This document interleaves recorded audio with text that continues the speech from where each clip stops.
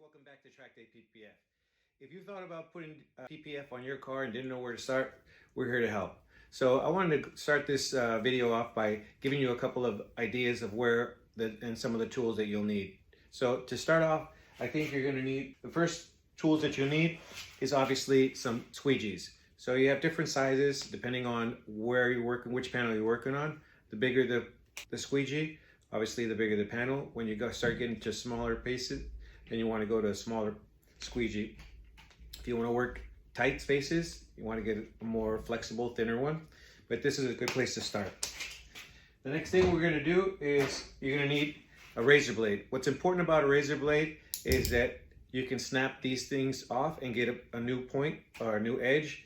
And you always want a new edge every so often. You want to snap these off so you get the point is going to be sharp, so you can keep the same consistent pressure on the knife to give you the best results. Oftentimes these start to dull and you have to put more pressure, which gives you inconsistent cuts. So make sure you get a new blade always.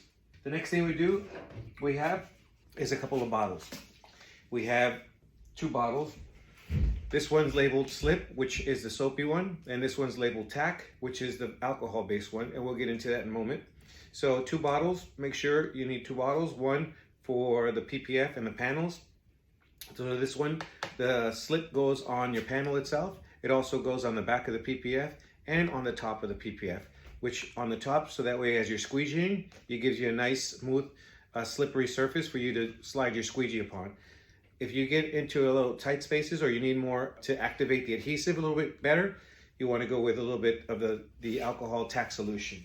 Speaking of the solutions, we have the soap, which is just baby soap. You can get this at your local store. It's nothing special. It's just it doesn't allow you to soap and up so much. The other thing you need is alcohol. So go into the portions a little bit, the ratios, excuse me. So we can go, but you're gonna need those 2 things. The next couple of things are optional. Option number 1 is you need a measuring cup, right? So when you're first starting out, it's kind of hard to guess how much either soap or alcohol you need. So I just get a small measuring cup, and that way you can have everything all ready for you. The next thing we have is a little needle. This is a diabetic's needle. It's got a bent needle at the tip. I bent it. So that way, as you're poking it into the PPF, you don't go straight into the PPF and potentially scratch your paint. You want to come in at an angle and then be able to get in an angle for whatever bubbles, or if you have liquid water trapped in there, you just want to draw it out. And then you work with the squeegee to flatten it out and get it all smooth. The next thing we have is this goes hand in hand with the bottled water. So I like to use distilled water because in my house we do have soft water, but I know in some parts of the country they have a little harder water. So if you don't know what your mineral content is on your own, just go ahead to the store and get some distilled water. It's a couple bucks for a couple gallons. Just go ahead and get that. Make sure you want to give yourself the best opportunity for success. So just by getting some of these things dialed in will give you the best opportunity for you to have a good install. The last thing we're going to show you is this thing. This is a percolator. You don't really need this one, but it's also nice to have, especially as the temperature starts to drop.